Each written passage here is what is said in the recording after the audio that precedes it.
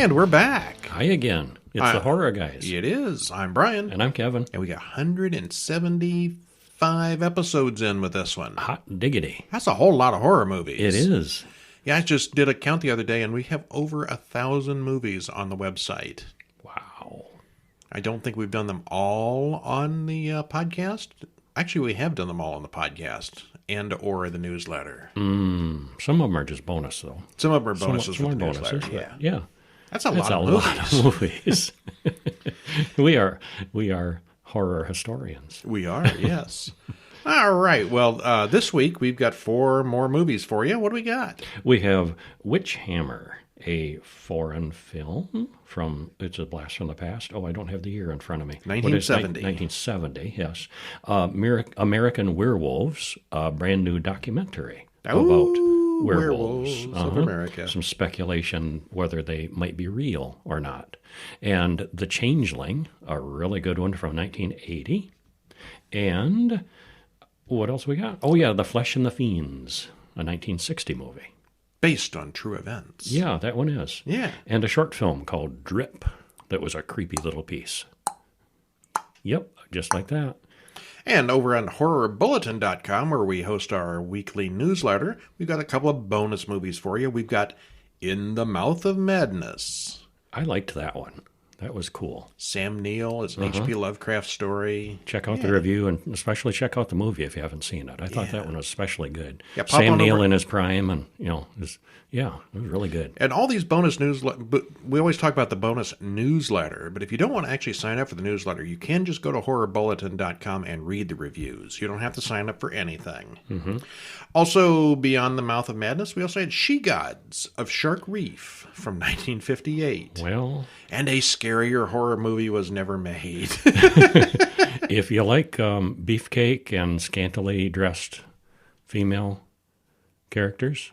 Actually, the women are not that scantily dressed. They all got like these long islander dresses. Well, but there's a lot of leg and a lot of cleavage. The two guys never put on a shirt in the entire movie. No. Yeah.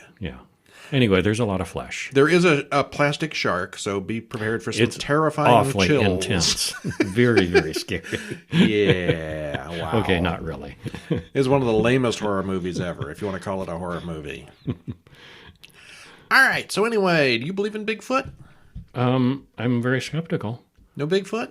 I'm waiting for the evidence. Waiting for that evidence to come pop on. up. Everybody in America has a cell phone with a camera on it. Surely there'll be some evidence soon. Have you noticed how few Bigfoot footages there are in modern times now that everybody's carrying the cell phone with them at all times? Everybody shows that blurry, grainy thing from the 60s or 70s or whatever it was, where he's lumbering through the woods a mile away. Mm-hmm. And there's some other grainy, distant ones that are old But, shouldn't, and there's all these people in the woods and all these people looking for Bigfoot. And surely they've all with got infrared vision and these satellite photography, wonderful, we'd be finding yeah, it. besides modern technology, if you don't just carry a cell phone, you can have super good cameras. And where's all the footage? Where's and how long has it been since any footprints have been? I used to see casts of footprints.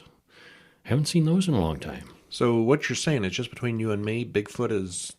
I'm skeptical. You're skeptical? I'm still waiting for the evidence. I'm going to go out on a limb and say Bigfoot is nothing. It's a hoax. It's a joke. It's possible. Not like... I won't go as far as to say that. Like werewolves, which we all know are absolutely real.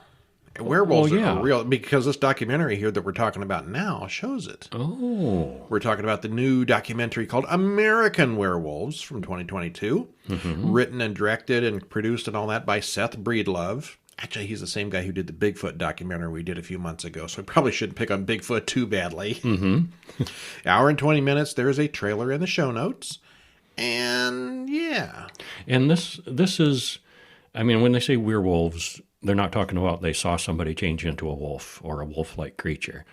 They saw creatures. Like people see Bigfoot. They had encounters with creatures that are more wolf-like than, Bigfoot is more of a giant ape or more of a man ape. These were humanoid wolf. Dogman. Yeah, that. Dogman type, yeah. We're not talking Lon Chaney necessarily. Yeah. They're not saying, hey, I saw Joe turn into a werewolf last full moon. Encounters with humanoid wolf creatures. So and they're speculating that these are werewolves. But it could be, like Bigfoot, where it's another species out there, like dog people are. Spoiler free, what happens? Spoiler free, well, people talk about stuff. I could, there's a blurb from their publicity. It says American Werewolves debuts on major streaming platforms on July 5th from 1091 Pictures. And it'll be on iTunes, Amazon Prime Video, Vudu, and Fandango Now. I want to see Fandango now. Well, this is talking about dogs. And this horrifying new entry into the small town monsters canon is directed by Seth Breedlove and produced by Heather Moser. So as of right now, it's not even available for the public yet. We were ahead of the game on this one. We had the honor of getting to see this early. Yeah. So it'll be out on July 5th. So, and we can spoil the heck out of it. It's a documentary. Because it's a documentary. There's nothing really to spoil, yes. And our personal view, it's well put together. Long on very convincing eyewitness accounts and secondhand stories, but short on physical evidence or actual photos. Well, okay. Yeah, that's typical with these things. Skeptic or believer, it's up to the viewer to decide. If there was a lot of proof, there wouldn't be a lot to decide. Yeah. Then, they just lay it out there. All right, well, we are told that while many theorize that the dogman is some sort of unspecified species of animal, many believe that what they were confronted by was something else. Something more. Well, a man describes a man-shaped thing 7 or 8 feet tall with a dog-like face. A woman describes hearing bipedal shuffling on the gravel. Others describe encountering an intelligent, dog-like man, and then the credits roll. When we finish credits, we get the definition and history of the word lycanthropy, and it is pretty much what you think it is. Bucyrus is a small town in Ohio, and they have a legend about the Bobo. And another, Rawhead and Bloody Bones. That just sounds cool. That does sound really cool. A woman named Diane is also from Ohio, and she tells the story about seeing what she thought was an animal up in the trees.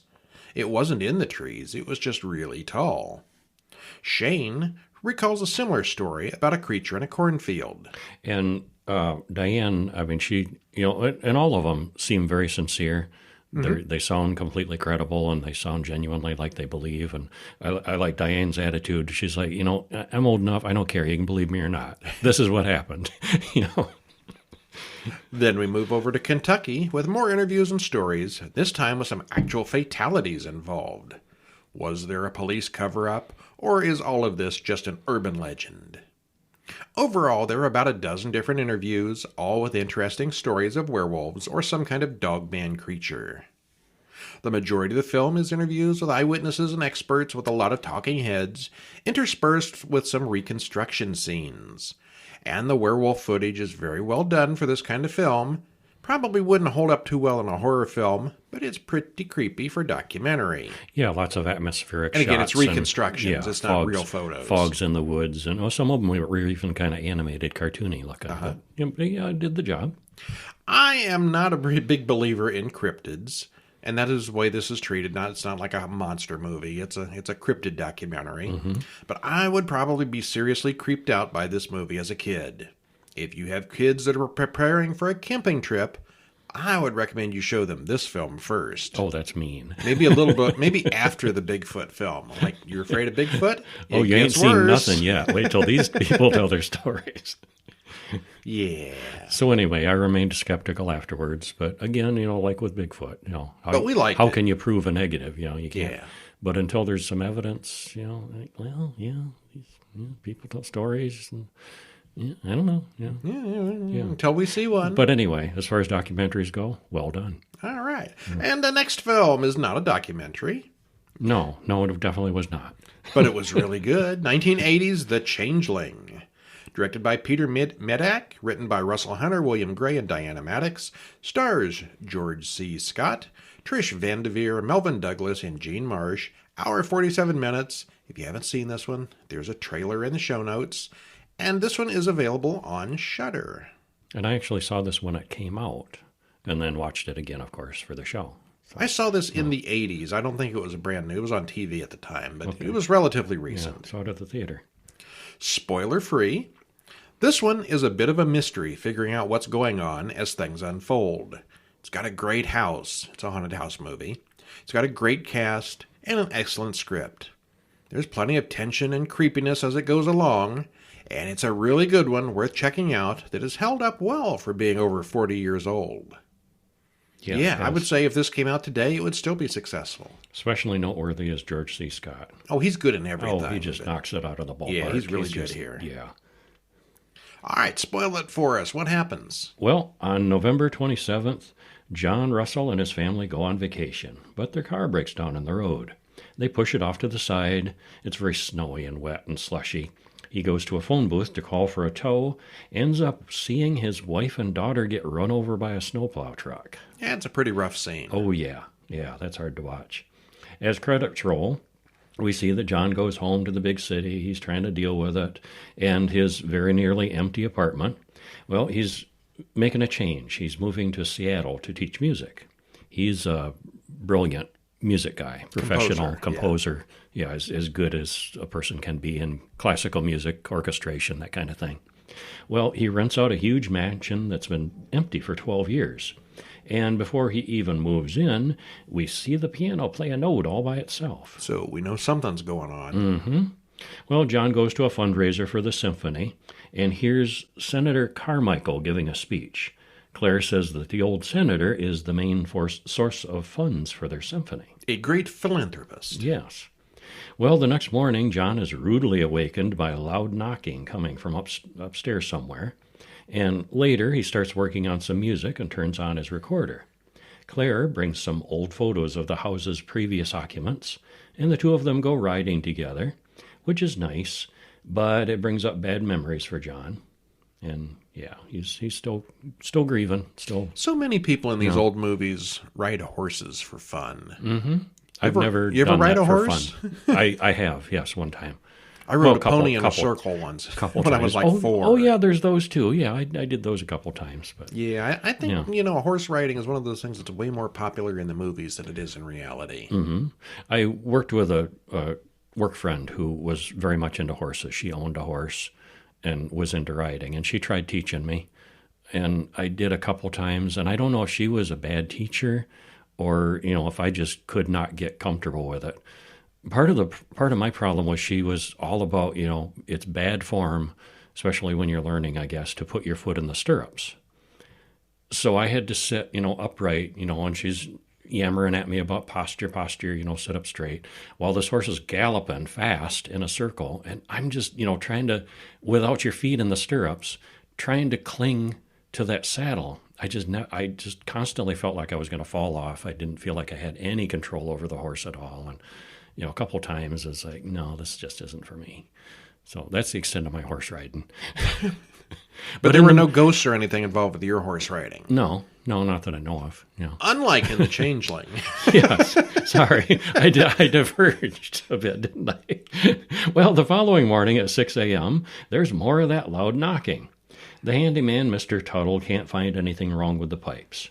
Still, John knows there's something going on with the water in the house. He follows the sound upstairs to the third-floor bathroom where the water has been left running. Nobody's home. Yeah, and he sees something strange in the water, goes back downstairs. Well, he goes to see Claire at the Historical Society, asks about ghosts and if anyone else has seen anything in the house. It doesn't take a lot to convince him that there might be a ghost. He probably already believes this going into it. Mm-hmm, yeah. Ms. Huxley, the creepy old lady who works with Claire, says the house doesn't want people. It's not fit to have people living in it. Well, when he goes home, he finds a boarded-up, padlocked room in the third floor. It was kind of hidden in a closet, and, after he's exploring. Inside is a dust-covered room with a wheelchair and children's furniture. And he finds a notebook labeled CSB, January 1909. He finds a music box that plays the same song that John had recorded a few days ago. He thought he'd made it up himself. Mm. Yeah, and that was a neat scene when John tells Claire that everything has happened and, was designed to get him into that room. And he's playing the recording and the music box at the same time, and they're perfectly matched. I thought that was neat. It's the same song. Yeah, that he had never heard before. Yeah. None of this is an accident, he thinks. So John goes to the library, researches the house back to 1909, and they find a little girl, Cora Bernard, who was... CSB.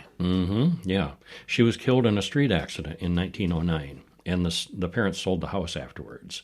And that's something similar that what claimed John's daughter. So and this is where this movie's interesting, because, this whole CSB and Clara Bernard and all that has absolutely nothing to do with anything. It's a red herring. Yeah. It's some other kid that died randomly, and it's so cleverly written. Yeah, it's not anything. It's just trying to solve this mystery as it goes along. And yeah. Well, more weirdness goes on involving his daughter's toy ball. He goes to see a parapsychologist at the university who suggests bringing in a medium. Well, the medium, Leah Harmon, says it's a child who cannot rest. So they do a seance, and the ghost says it's not Clara, it's Joseph, and he wants John's help. Well, not much else happens until John plays back the recording of the tape, and John gets a vision of Joseph Carmichael being drowned in the bathtub by his father. Yeah, and this is the one part of the thing I don't think I cared for too much. Why did he suddenly have a vision? I mean, we needed to see what was going on, but it just seems strange that this ghost would give him this mental vision of the past. Why would he be able to see that? It doesn't quite fit for me. Powerful ghost. Yeah. Other than the fact that we needed to know what happened back then. Yeah. Plot device. Yeah. Well, John tells all this to Claire, who freaks out. John starts suspecting old Senator Joseph Carmichael.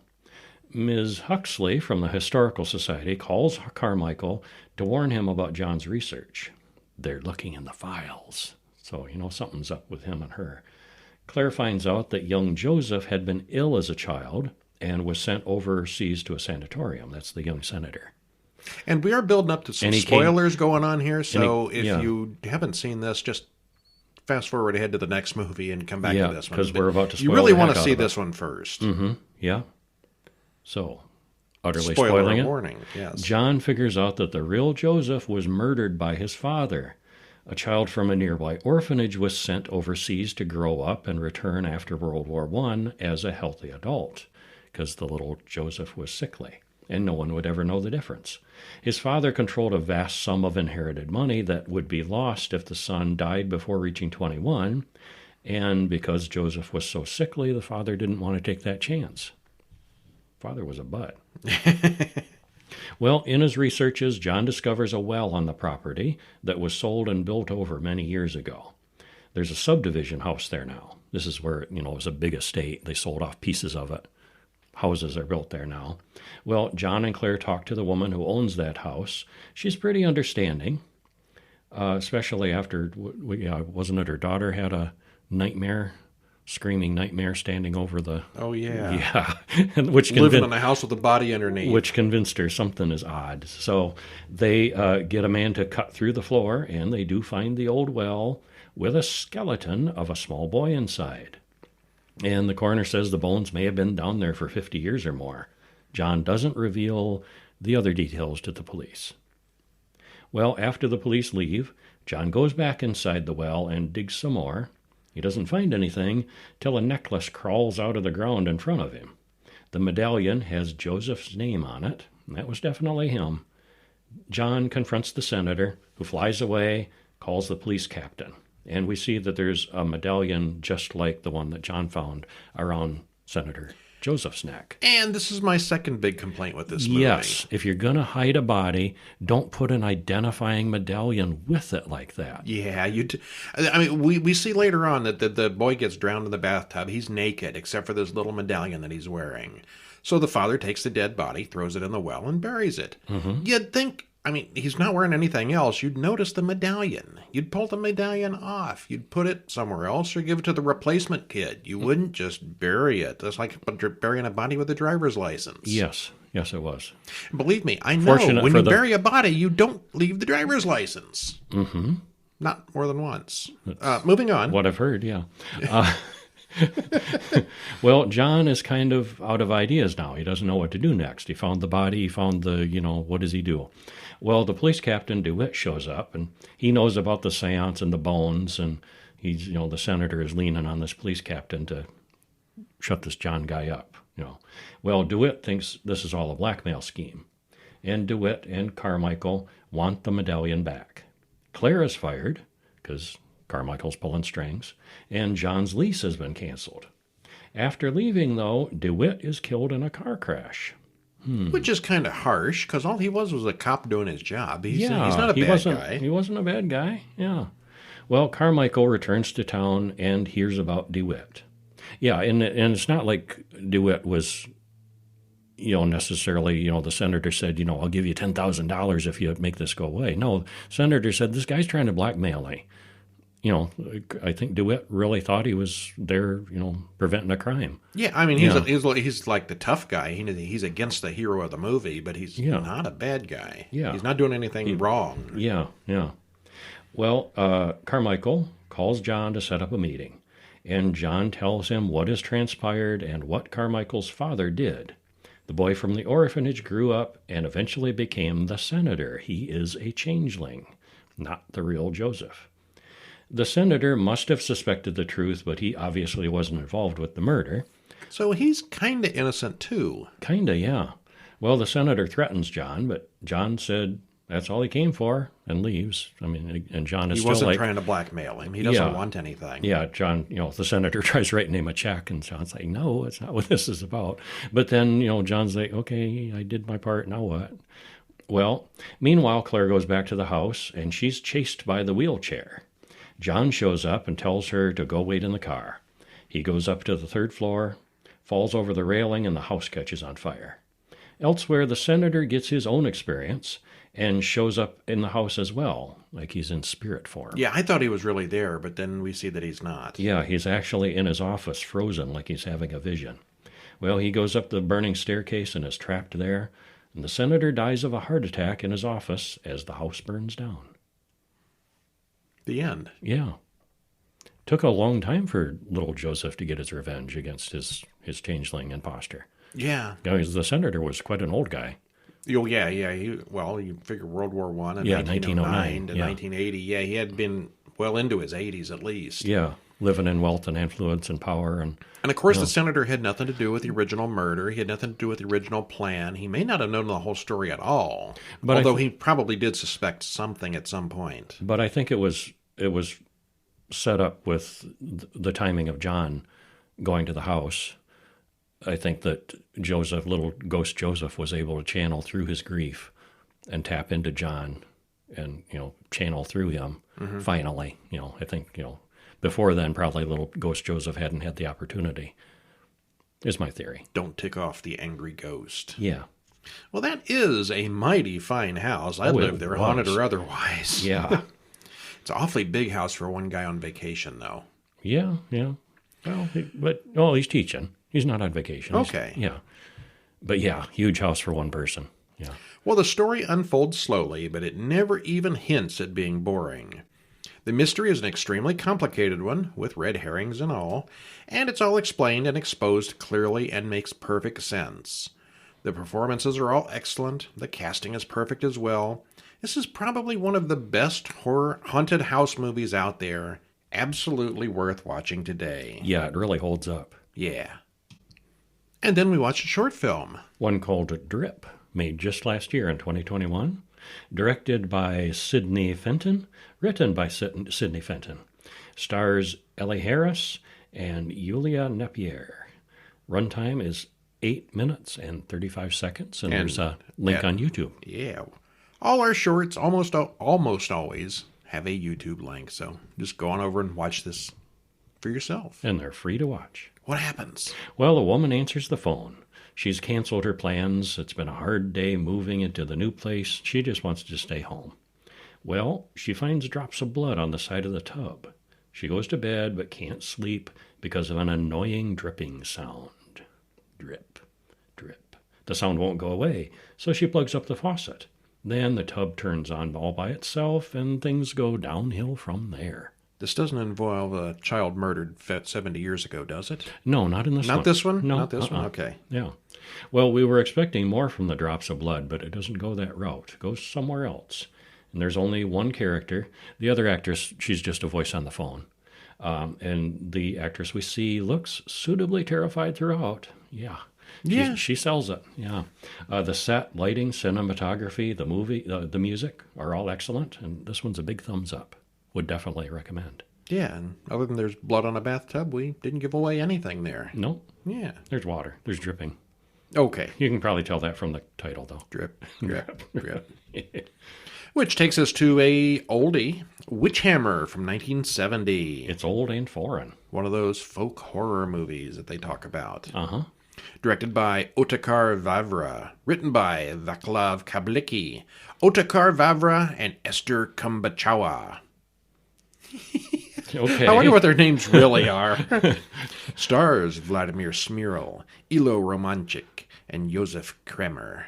Hour and 46 minutes. The names are hard. Yeah, this is, what country was this? I believe it was Polish, wasn't it? I think you may be right. Yeah. There's a trailer in the show notes. And spoiler-free, what'd you think? Or what happens? Spoiler-free, it's a low-action visual feast. Great acting, great cinematography, impressive costumes and set. They really put some money into that. And it's a little long after a while, but kind of a fascinating watch, despite the lack of story and lack of action and, just the visuals and the foreignness of it.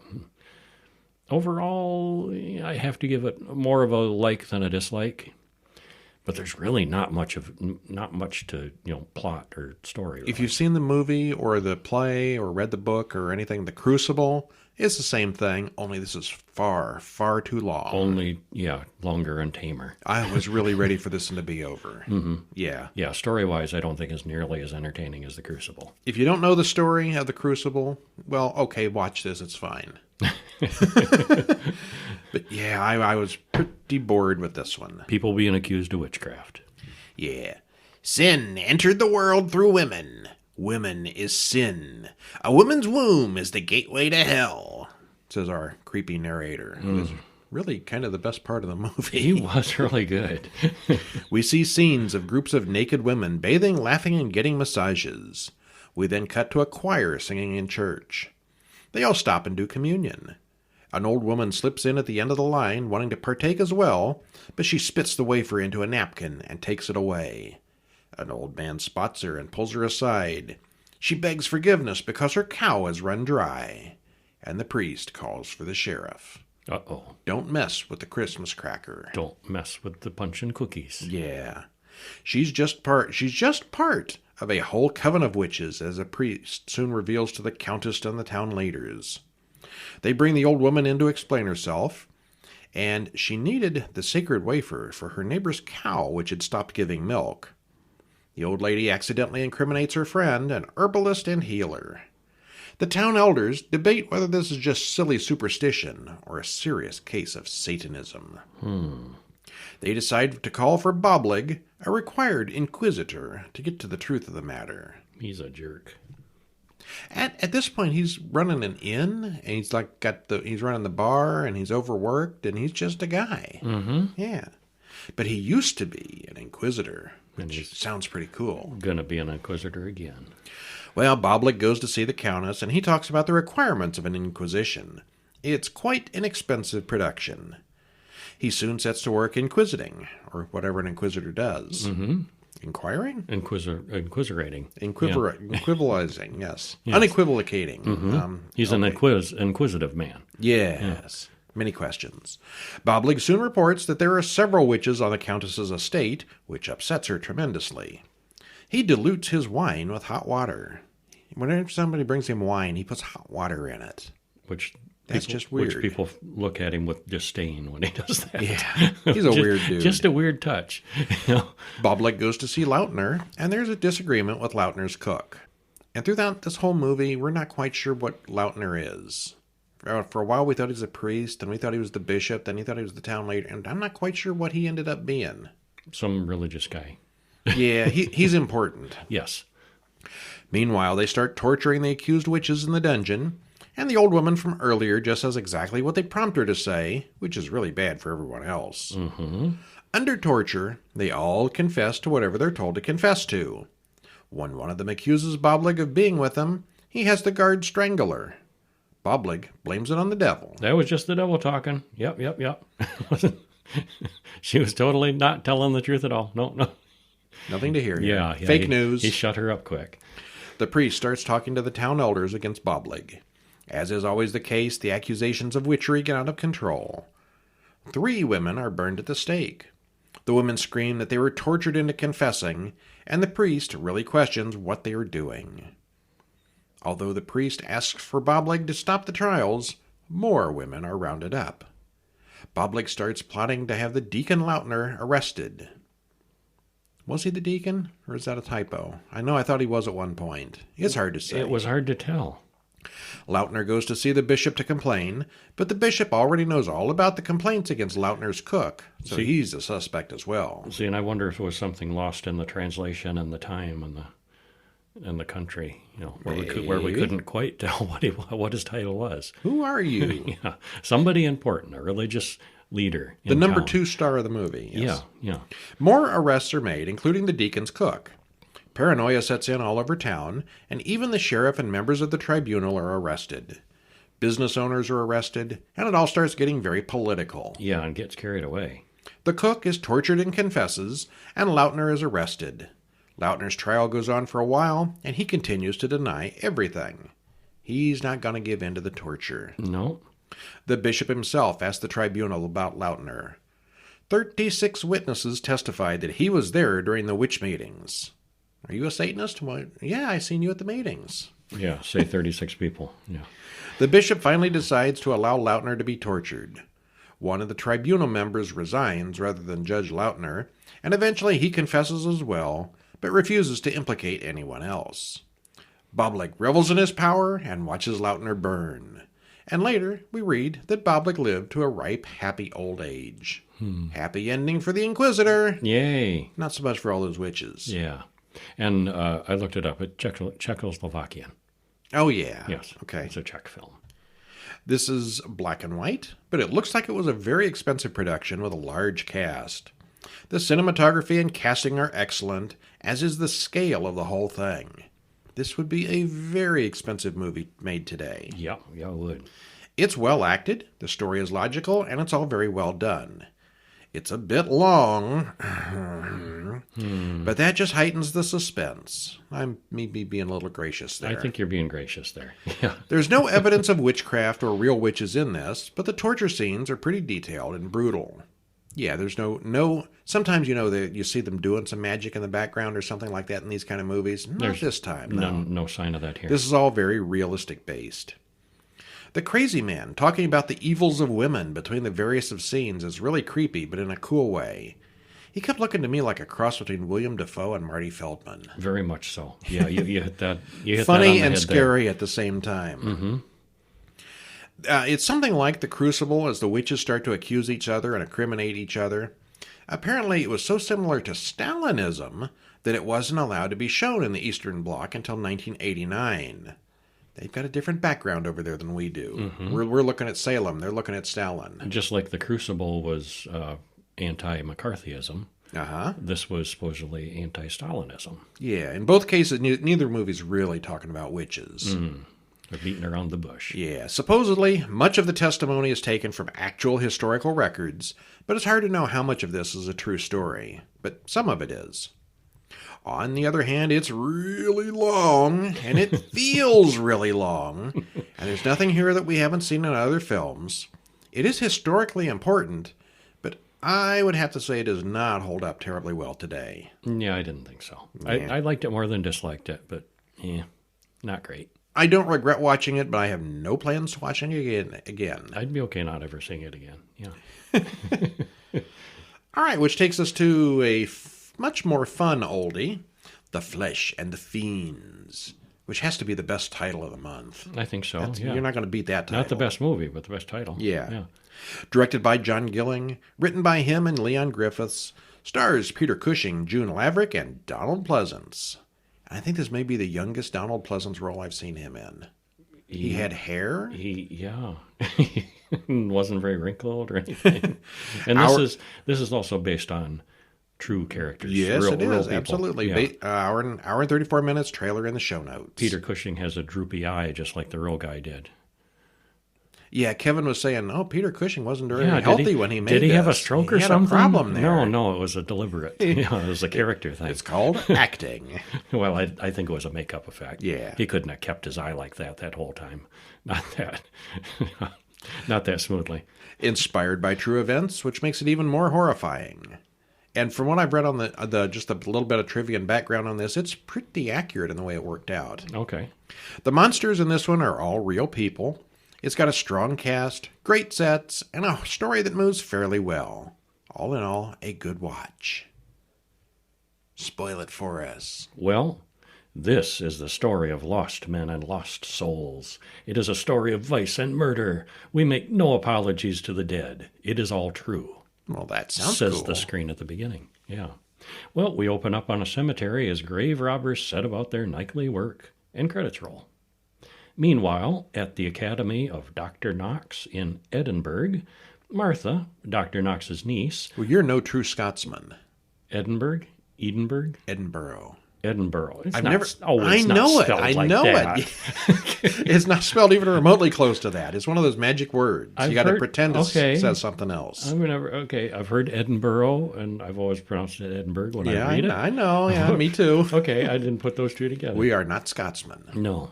Well, anyway, the niece arrives a week early and surprises Dr. Mitchell.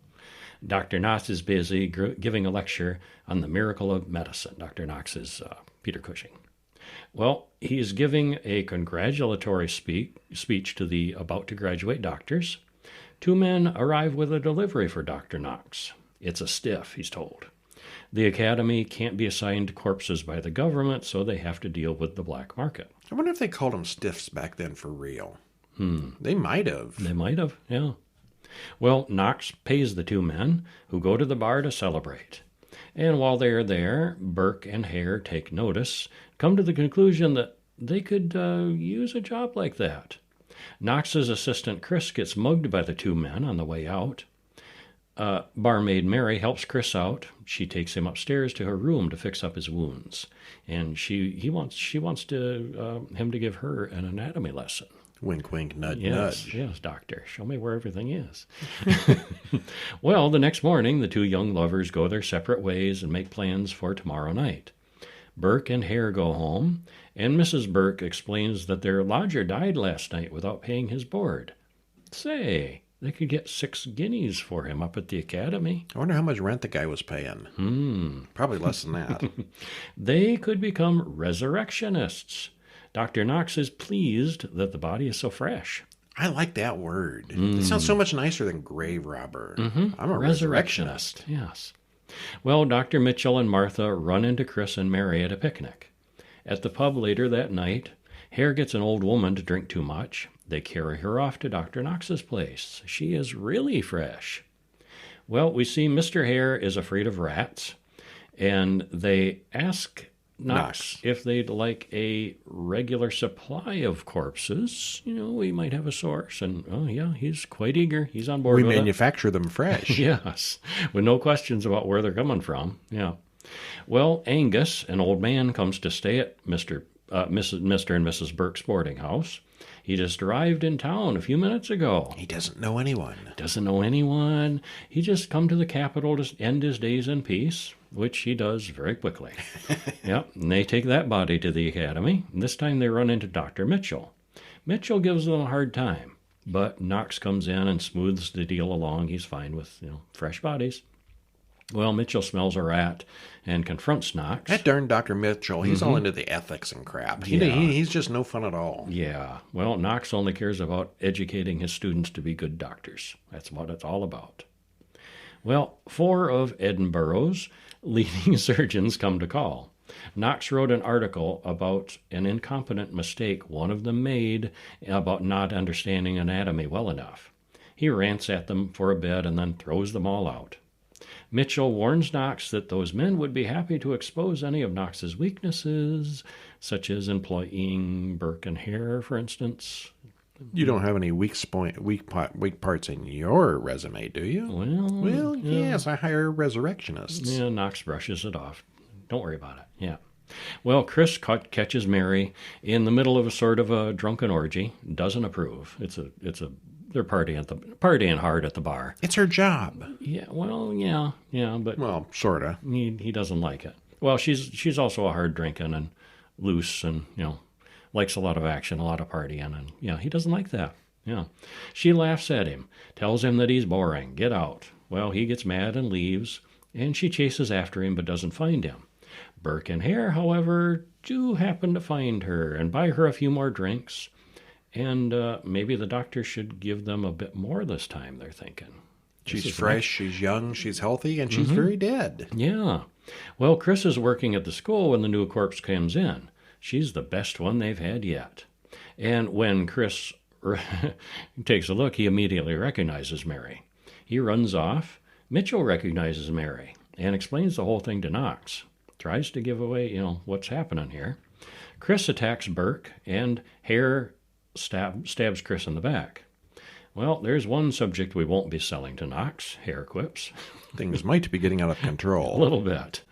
Well, they are spotted on the way out of the village disposing of this body by the village idiot, Daft Jamie. And could that be any more politically incorrect? I'm going to be daft. I'm going to be Daft Jamie, the village idiot. Yeah, okay. Knox is called in to identify Chris's body in the morgue. Both he and Mitchell say they don't know anyone who would want to kill Chris. Martha asks Mitchell about the students, what they've been saying about the source of all the bodies. They don't know. Yeah. Well, Burke and Hare kill Daft Jamie. Of course, make some money. Witness. Yeah, kill the witness, make some money. Mary's friend Maggie watches them do it, though. This time there was a witness.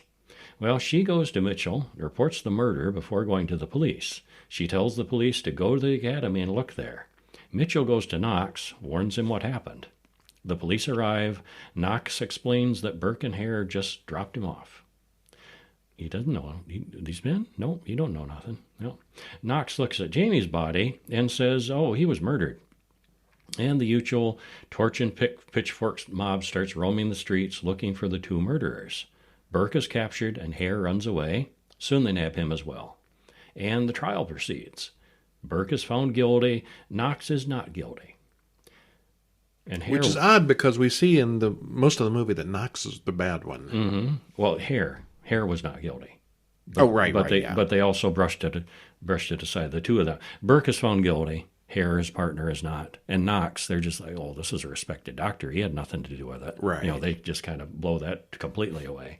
But Hare is released. Oh, right. Yeah. Well, class is not well attended the next morning. Knox gives the morning lecture anyway. Hare is released from jail the next day, out the back door, where he's ambushed and blinded.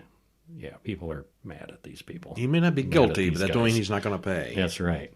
Well, Knox goes before the medical council. It's not a trial, but they could ruin his career. Mitchell comes in and tells them about the way they all acquire their cadavers, not just Knox. How can they be sure the bodies they have used in the past? Where'd they come from?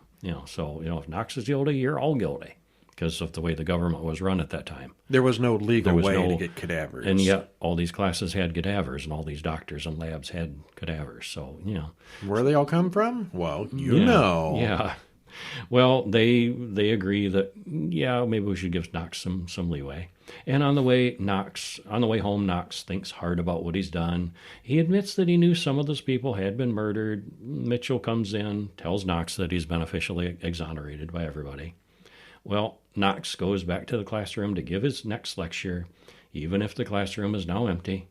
But to his delight, turns out the classroom is packed. There's more students than ever. And he starts off by discussing the Hippocratic Oath. Do no harm. Hire others to do it for you. Yeah. And this is based on the true life story of the murderers Burke and Hare, who sold corpses to the real-life Dr. Knox. Their eventual trial and resulting publicity led to state-sponsored cadavers being officially supplied to medical schools legitimately. No more of this black market stuff. So if you go to medical school and you work on a dead body, you can thank Burke and Hare. Mm-hmm. Donald Pleasance and George Rose are suitably creepy and funny as the murderous pair. Peter Cushing as Dr. Knox. plays this essentially a lot like Dr. Frankenstein. Yeah. Cold and scientific until the end when he redeems himself. Only this time he's got a weak left eye, just like the real Dr. Knox did. Mm-hmm. I'm sure it's all very fictionalized. The romance and Chris and Mary were probably just made-up characters. They always spice things up to make it an interesting movie. Yeah, but it really is based on true events. The pacing is good, there's a good number of characters, and they're all well acted. There's nothing in the way of special effects or monster makeup here, but it's all done pretty well. Just a droopy eye makeup. Yeah, he was only half sad in one eye. Yeah.